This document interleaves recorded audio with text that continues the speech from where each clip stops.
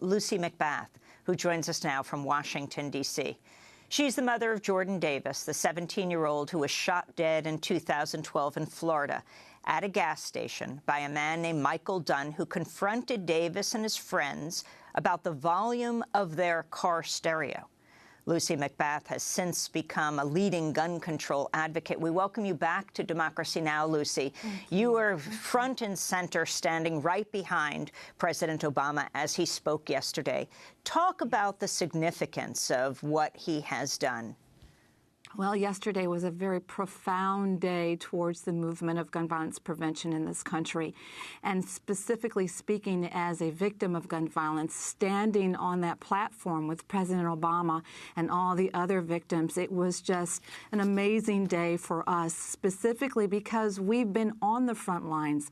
We have been fighting this fight for some time, and it's been very disheartening time and time again to watch our legislators not be beholden to the constituents that have placed them in office, but to be beholden to the gun lobby. And for the first time now, we see some, concerted effort and change in keeping our communities and our families and our futures safe. So yesterday was the right move, the right step, and we are definitely going in the right direction. Do you think that these executive orders would have saved Jordan's life, your son? No, I don't believe so, because in my case, Michael Dunn had purchased his guns legally. That was not an issue. For us, it would be more so dealing with the stand your ground laws and the application of those laws around the country. But definitely the executive orders that are being put in place by President Obama are a tremendous start towards making sure that, gun sellers in this country are accountable for the guns that they're selling, who they're selling them to, making sure that they are licensed, making sure that they are instituting background checks on any guns that they're selling to individuals. We have to keep guns out of the hands of dangerous criminals. And as President Obama said yesterday, he's going to make sure that we spend more time and effort in managing those individuals that need help with mental illness, keeping guns out of their hands. And just also, just the huge proliferation and trafficking of guns in this country. These are very, very profound steps. He's moving in the right direction. If our legislators have not been accountable to keeping our communities safe, with Manchin Toomey, they've turned their backs on the American community, then if he has to take executive orders to keep us safe, then we applaud him for doing so. Lucia McBath, the story about your son Jordan Davis's death was turned into a film last year called 3.5 Minutes, 10 Bullets. I want to play the film's trailer.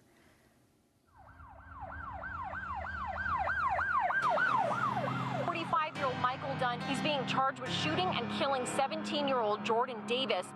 The confrontation began over loud music. Was there music playing in the car? Yes. What type of music? Rap. Did the defendant say anything about the music? I hate that thug music. Thug is the new N-word. You've just seen 4 black kids. I'm not racist. They're racist. Michael Dunn is claiming self-defense. Jordan Davis threatened Michael Dunn. Because you're dead. I look, and I'm looking at a barrel. This is about the right of everyone to protect themselves, to protect their family. Under the law, it's justified. I said, you're not going to kill me, you son of a... There's no weapons in the car. Could have been just a stick. Could have been your imagination. Well, no. I mean, anything's possible, I guess. Maybe they didn't have a gun, but he thought they had a gun. They think it's a gun when it's in the hands of a young African-American. Trayvon Martin's father texts me, I just want to welcome you to a club that none of us want to be in. It's going to be open season. You can say later that maybe he did have it. It's time to pick up where Dr. King left off. I've never covered a trial with this much international attention. This was a 21st century lynching. Was he all right to kill my son? What happened to Jordan? What happened to Jordan?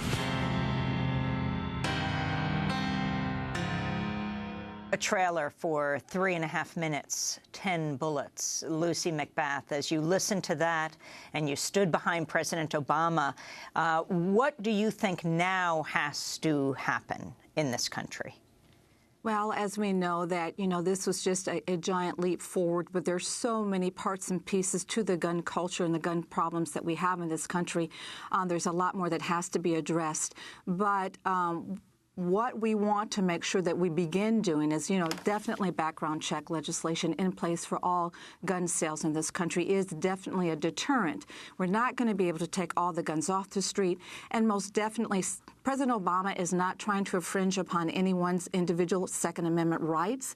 He wants to make sure that he tempers and balances with those rights common sense measures in our gun laws to protect us basically from ourselves.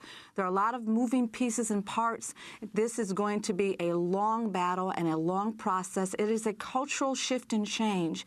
And as President Obama said yesterday, that takes a long time. So moving forward, we begin with what we know we can do now, background check legislation, making sure that gun dealers and sellers are fully licensed, making sure that we give more help to those individuals in this country who are mentally ill so that they're not getting their hands on guns, keeping guns out of the hands of convicted criminals, and, beginning to really see a drop in some of the gun trafficking, the illegal gun trafficking.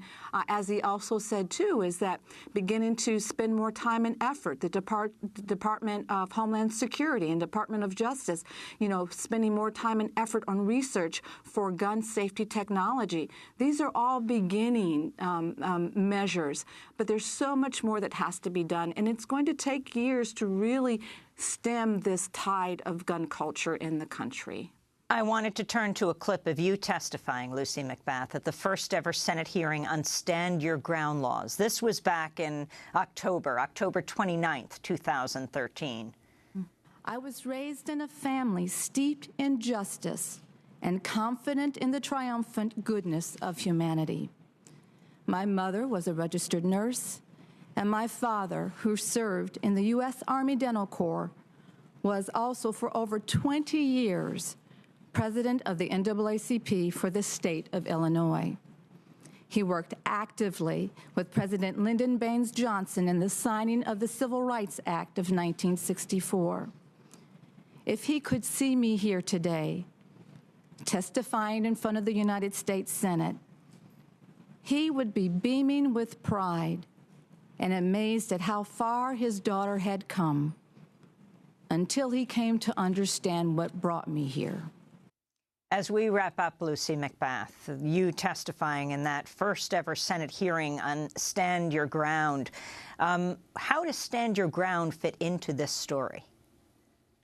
Well, Stand Your Ground is just one of the laws that we will definitely have to begin to amend in the country.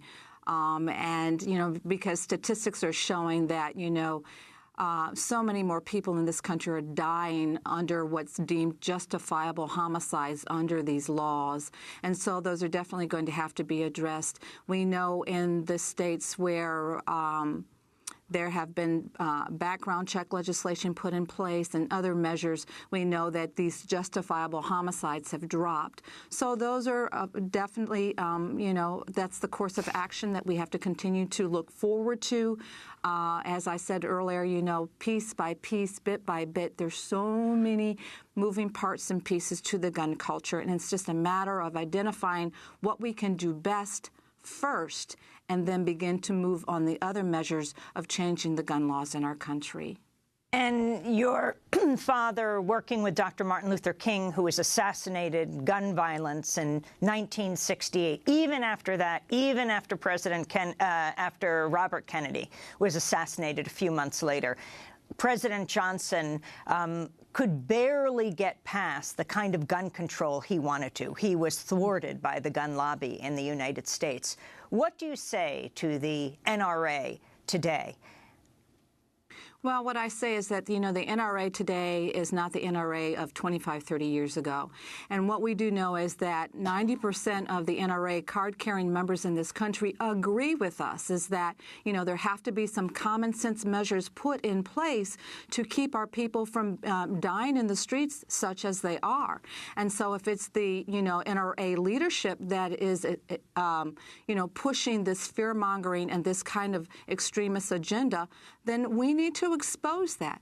the American citizens need to understand and know what's happening. And it's not necessarily all of the NRA members, because most of them are law-abiding gun owners. They're law-abiding hunters. They're law-abiding enthusiasts, gun enthusiasts, and those aren't the ones that we're going after. But we need to make sure that we're exposing what's happening with the NRA gun lobby. Most people that I talk to around the country say that they feel helpless and hopeless. They don't know what to do. So as much as I know to do is that we give people the information that they need. We are doing the policy research. We are doing the work, bringing to light what's truly happening in this country, and we'll continue to do so. I want to thank you so much, Lucia McBath, for joining us. Again, mother of Jordan Davis, the 17-year-old killed in 2012 in Florida in a gas station parking lot, killed by a man who didn't like the fact that Jordan and his friends were in their car playing loud music. Lucia McBath, now a leading gun control advocate, especially in the evangelical community. When we come back, a debate on gun control. Stay with us.